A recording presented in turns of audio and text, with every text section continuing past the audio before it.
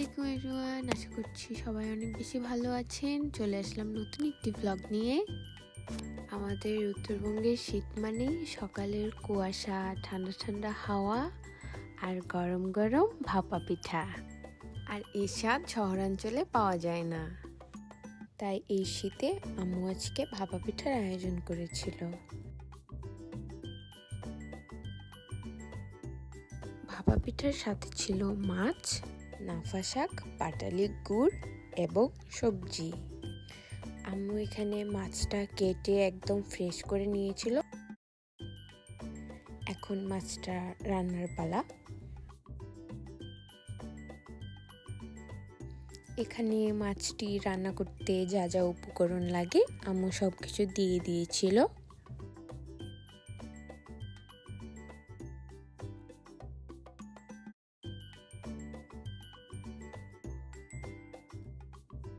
একটা মজার বিষয় কি জানেন, আজকে আমরা মাটির চুলোয় ভাপা পিঠা বানাবো এবং সবাই মাটির চুলোর পাশে বসে ভাপা পিঠা খাবো অনেক দিন পর। এই তো আম্মুর মাছ রান্না অলমোস্ট শেষ। এই যে এখানে নাফা শাকও হয়ে এসেছে প্রায়। উত্তরবঙ্গের মানুষের খুব প্রিয় একটা জিনিস।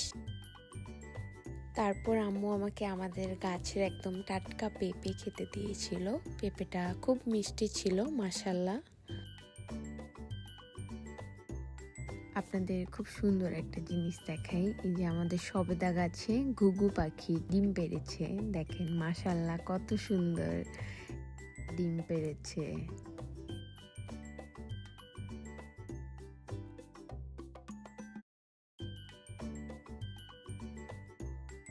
এই তো আম্মুর রান্না করা শেষ। এখানে সবকিছু রান্না করা হয়ে গিয়েছে। এখন শুধু ভাপা পিঠা বানানোর পালা। সন্ধ্যায় ভাপা পিঠা বানানো হবে।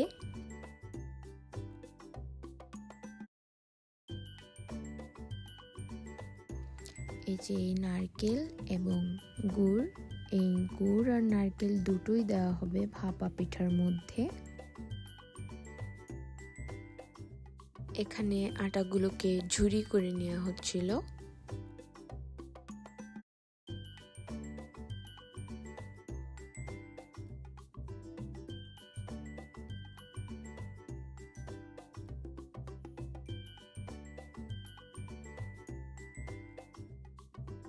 তারপর আমরা হালকা একটু চা খেয়ে নিই।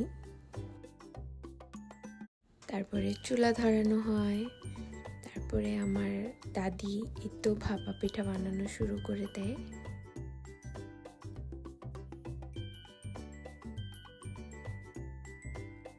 এরকম পরিবেশে মনে হয় আমার আপুরা লাস্ট যখন দেশে ছিল তখন ভাপা পিঠা খাওয়া হয়েছিল, আর এ বছরে আমরা খাচ্ছি।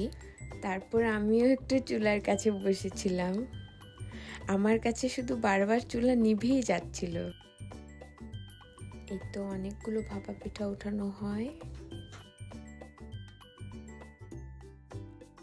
তারপর আমার চাচুরা এবং আমার নানু মামারাও আসে। সকলের খাওয়া শেষ হলে অবশেষে আমিও খেতে বসি। সবকিছু অনেক মজা ছিল, আলহামদুলিল্লাহ। সকলে চলে যাওয়ার পর আমি সেই চুলায় একটু হাত সেঁকছিলাম। তো আজকের ব্লগটা ছিল এই পর্যন্ত। সবাই ভালো থাকবেন, সুস্থ থাকবেন। আল্লাহ হাফেজ।